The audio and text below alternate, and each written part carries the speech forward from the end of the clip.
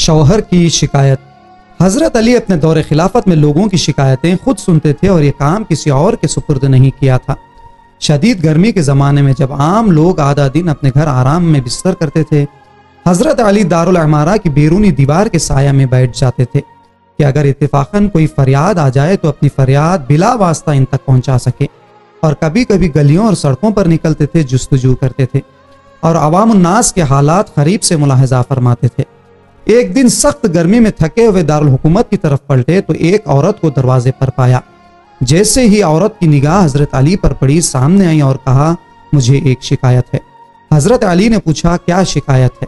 اس عورت نے کہا، میرے شوہر نے مجھ پر ظلم کیا، گھر سے باہر نکال دیا اور اس کے علاوہ مجھے مارنے کی دھمکی دی ہے۔ اب اگر میں گھر واپس جاؤں تو وہ مجھے مار دے گا۔ اس وقت میں مدد طلب کرنے آپ کے پاس آئی ہوں۔ حضرت علی نے کہا، بندی خدا، اس وقت بہت گرمی ہے، سہ پہر تک ٹھہرو، ہوا قدرے سے بہتر ہو جائے تو خدا نے چاہا تو میں خود تیرے ساتھ چل کر تیری مشکل آسان کر دوں گا۔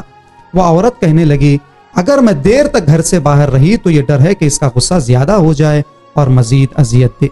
حضرت علی نے ایک لمحے کے لیے سر جھکایا، پھر یہ کہتے ہوئے سر اٹھایا، نہیں، خدا کی قسم، مظلوم کی دادخواہی میں تاخیر نہیں کرنا چاہیے۔ مظلوم کا حق ظلم سے ضرور لینا چاہیے اور ظالم کا رعب مظلوم کے دل سے نکال دینا چاہیے تاکہ ظلم کے سامنے بے خوف و ہراس اپنے حق کا مطالبہ کر سکے۔ حضرت علی نے اس عورت سے پوچھا، بتا تیرا گھر کہاں ہے؟ اور اس عورت نے کہا، فلاں جگہ چلیں۔ حضرت علی اس عورت کے ساتھ اس کے گھر پہنچے، پسے در کھڑے ہو کر آواز بلند کہا، اہل خانہ سلام علیکم۔ ایک جوان باہر آیا جو اس عورت کا شوہر تھا۔ اس نے علی کو نہیں پہچانا، دیکھا کہ ایک 60 سالہ بوڑھا اس کی عورت کے ساتھ آیا ہے تو یہ سمجھا کہ عورت اپنی حمایت اور سفارش کے لیے اس پیر مرد کو لائی ہے، لیکن کچھ نہیں بولا۔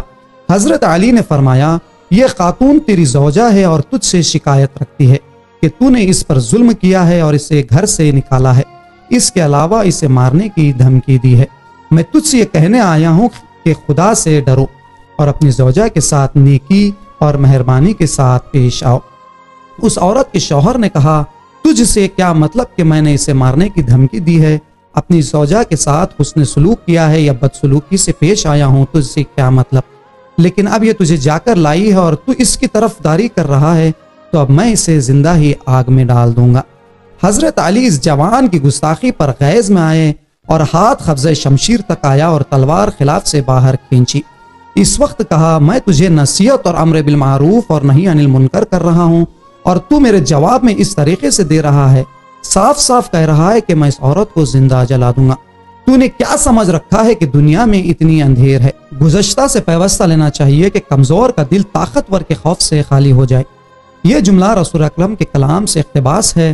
خود امیر المومنین اور دوسرے صحابی نے رسول اکرم سے نقل کیا ہے کہ آپ بار بار فرماتے تھے، کوئی قوم اس وقت تک قابل احترام نہیں ہو سکتی جب تک کہ اس منزل پر نہ پہنچ جائے کہ کمزور کا حق طاقتور سے دلا دے۔ جب علی کی آواز بلند ہوئی تو ادھر سے گزرنے والے لوگ اکٹھا ہوئے اور جو بھی آیا اس نے حضرت علی کی تعظیم کی اور السلام علیکہ یا امیر المؤمنین کہا۔